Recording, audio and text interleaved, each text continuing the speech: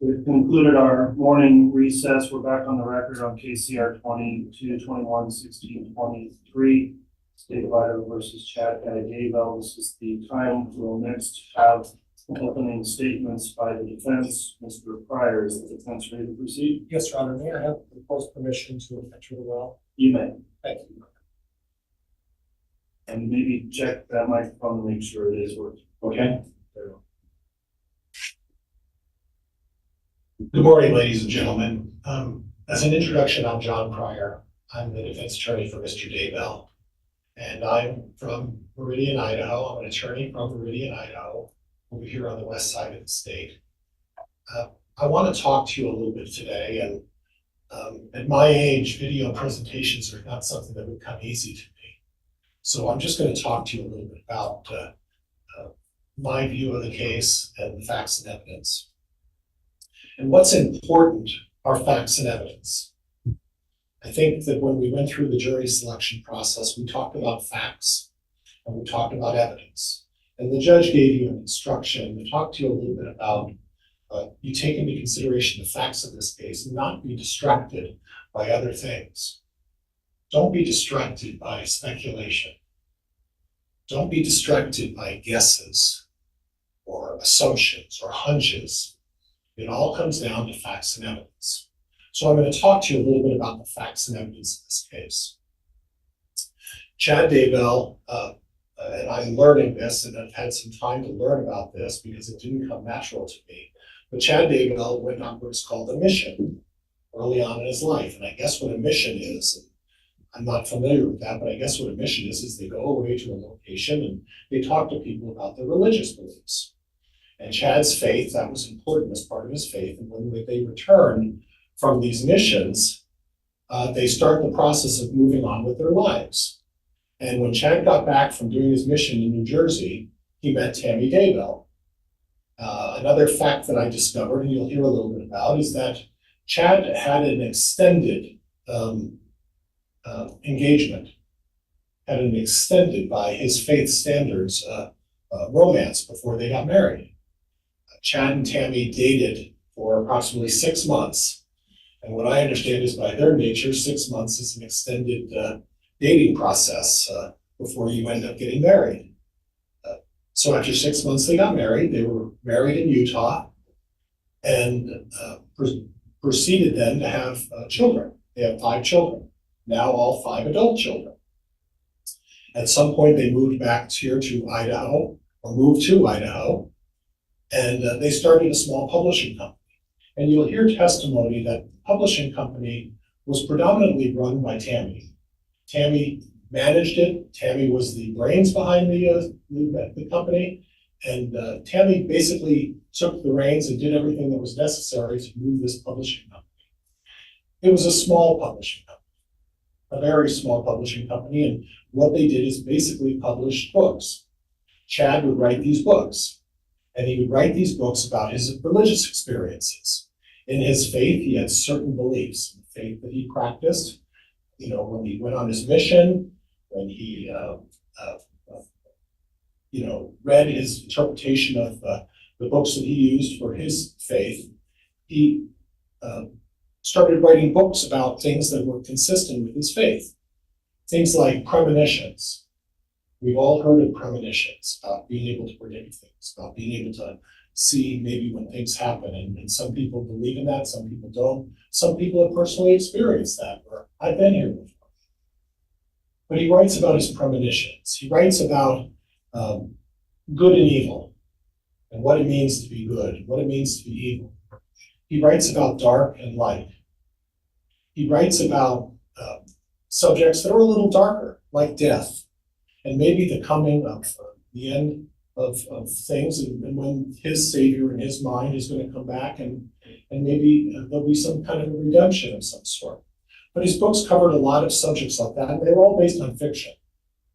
In other words, he was writing these books about theories and things that came into his head, and he would write these stories. But he also wrote children's books, and he wrote books for teenagers. And he wrote these books about adventures and then some crazy ideas about things that kids and teenagers get involved in. In about October of 2018, Chad was going out and he was invited by one of the witnesses that you'll hear in this case to speak about his books. And this was not uncommon. He would travel and he would be asked to say, well, come and talk about some of the things that you believe in. You've talked about these premonitions, some life experiences. You're going to hear testimony about that. And he was invited on one particular occasion in late October. And he attended this, and while he was there trying to sell his books, and like most of us who are business people, the focus of these meetings really was for Chad to try to get his books published, because that's how he made a living. And he was there in one of his booths trying to promote his books, and he laid them out there. And this beautifully stunning woman named Lori Vallow comes up. And she starts giving him a lot of attention. And she pursued him. And she encouraged him. And you'll hear testimony that she went so far as to grab behind the booth and sort of help him in trying to sell some of his books. She obviously had an interest, and maybe she felt that he was this publisher, or maybe she had an opinion. You'll hear testimony about that. And then after the seminar, there was a length of time where there was no contact between the two of them, a month and a half, 2 months. And during that time, Chad Daybell went on his day-to-day life. He'd been married to Tammy for some 29 years, has no remarkable background of any kind. I think the testimony we'll offer will show I think he had a speeding ticket in 2005. But Lori Vallow was a different story. Lori Vallow was someone who, right out of high school, married her first husband. You'll hear testimony about this. That marriage was very short-lived, very short-lived. She then married husband number 2 a few years later. And again, very short-lived marriage. And there's some testimony indication that there were some problems with the marriage that caused the breakup. But the concern seems to be, the theme seems to be that Lori's brother, Alex, and you're going to hear about Alex Cox. Alex Cox was Lori's protector. Alex Cox would do anything and everything to protect, aid, and assist Lori Vallow in whatever her endeavors, without unbridled question, anything. And if Alex Cox even perceived that there was a problem, Alex Cox reacted. You're going to hear testimony that in 2007, I believe it was in August of 2007, Lori Vallow had finished up going through her third marriage with Joseph Ryan. It was a tumultuous, you'll hear testimony that it was a tumultuous marriage, a terrible marriage. And Lori Vallow made accusations against Joseph Ryan of abusing their child, Tylee. Yes, the same Tylee. And during one of the visits in 2007, folks, I want to tell you, you're going to hear testimony that in 2007, Chad Daybell didn't even know Lori Vallow existed. But Alex Cox, after one of the exchanges and the visitations with Tylee, Alex Cox approached Joseph Ryan and shot him with a taser and assaulted him. Was eventually charged with aggravated assault, was eventually put in jail, and had this on his record. And there was representation, the facts would suggest that at the time Joseph Ryan feared for his life. This was a serious situation. But it set the pattern for what we're dealing with Alex Cox. Whenever there was a problem or a threat to Lori Vallow, you'll hear testimony that Alex Cox came to the rescue. But Alex Cox would run without even question and do whatever was necessary to solve Lori Vallow's problems. We're going to fast forward then to 2019. Lori Vallow is still married to Charles Vallow. And the prosecuting attorney mentioned this. Yes, Chad Daybell at that point, coming in January and February, started to have communications with Lori Vallow. And yes, folks, it turned into an inappropriate relationship. 2019 and forward. And yes, he was engaging in discussions, he was engaging in contact with her, all of the things that prosecutor talked about in terms of a relationship. But subsequent to the seriousness of this relationship getting rolling, Alex Cox was at a visitation in 2019 with Charles Vallow.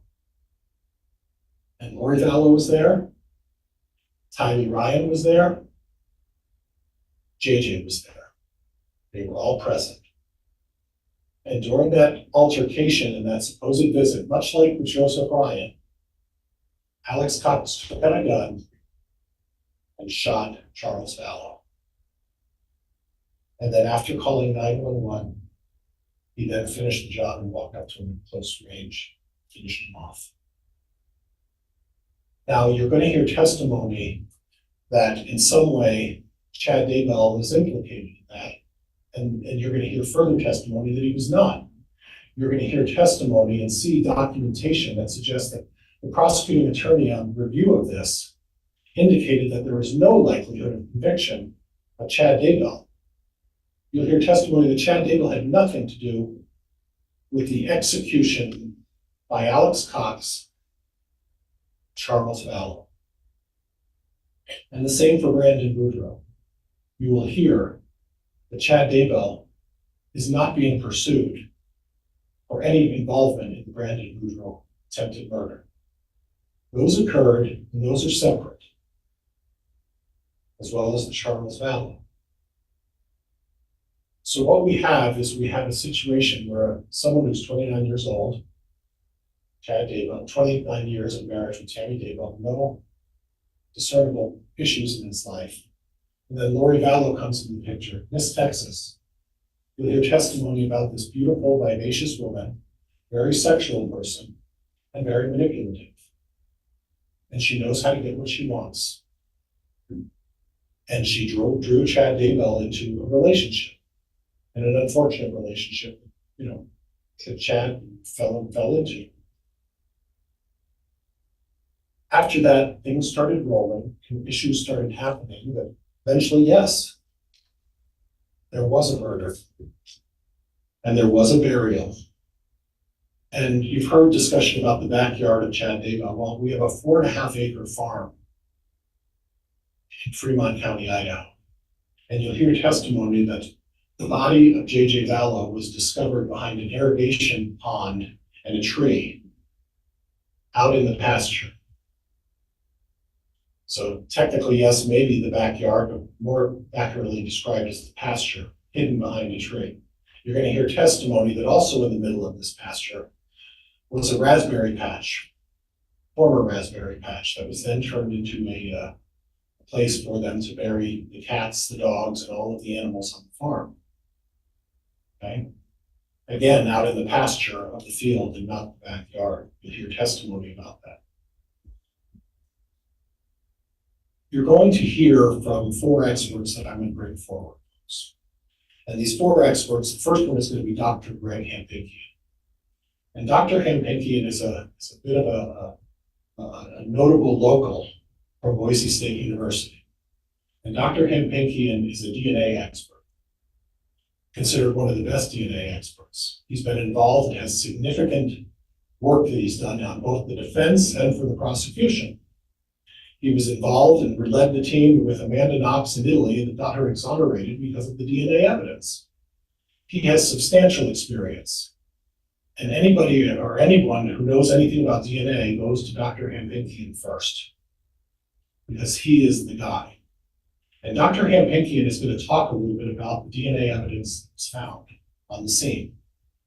Dr. Hampikian is going to talk about the fingerprint on the plastic that J.J. Vallow was discovered in was that of Alex Cox. Dr. Hampikian is going to talk about the hair sample that was found on the plastic of Alex Cox, and that it was Lori Vallow. Dr. Hampikian is going to talk about several, and I mean several other hairs that were found on the plastic of J.J. Vallow. But he's also going to say that there was no DNA evidence, no hair sample of Chad Daybell on Tylee Ryan or on J.J. Vallow. You're then going to hear from Dr. Raven. Dr. Raven is a forensic pathologist, and she's going to talk a little bit about the circumstances surrounding Tammy Daybell. And what Dr. Raven is going to say is that there's no indication that this is either a homicide or any other crime, and that the only conclusion she can come to is you can't determine what the cause of death was. There's no way to determine it. Tammy Daybell was buried. You'll hear testimony about that. And then a short time later, the police officers showed up and they dug her body up after she'd been buried, after she was laid to rest, and then continued after the body was pulled out of the ground and continued to examine it for whatever they were looking for. And what you're going to find is based on that, Dr. Raven's going to say you can't determine what the cause of death is.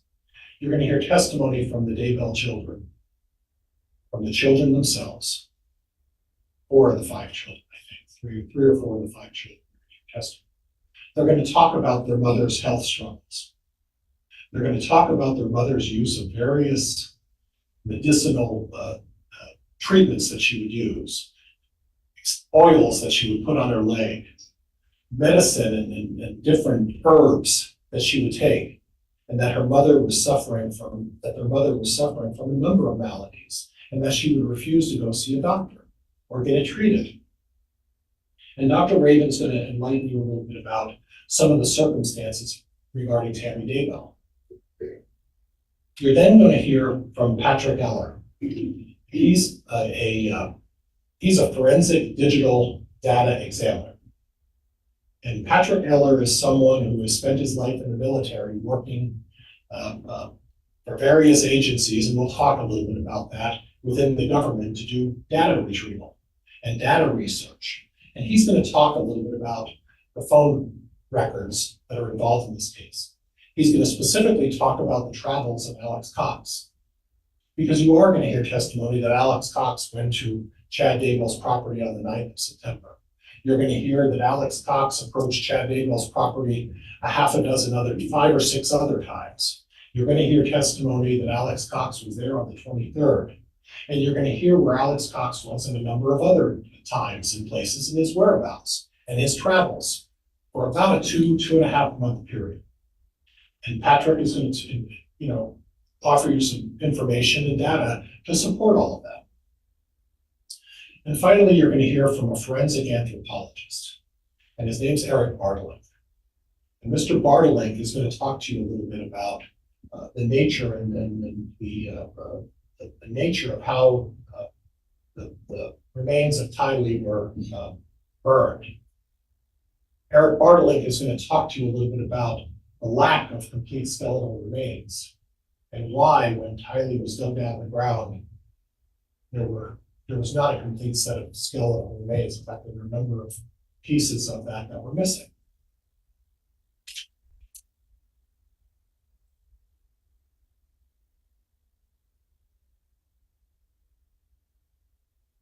You're going to hear a lot of evidence, and the judge has talked to us a little bit about not making a decision until you hear all of the evidence.